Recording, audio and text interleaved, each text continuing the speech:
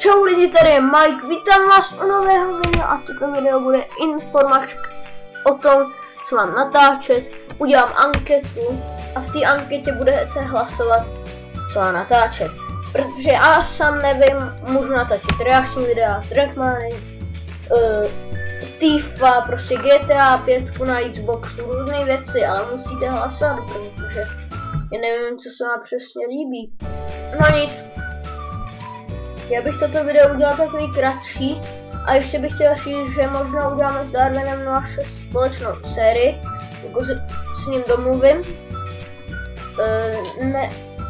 Nebudete vědět ještě z čeho, ale uděláme nějakou třeba takový soboty Minecem a Darwinem, že by byl vedle mě tady a mohli bychom něco natáčet spolu.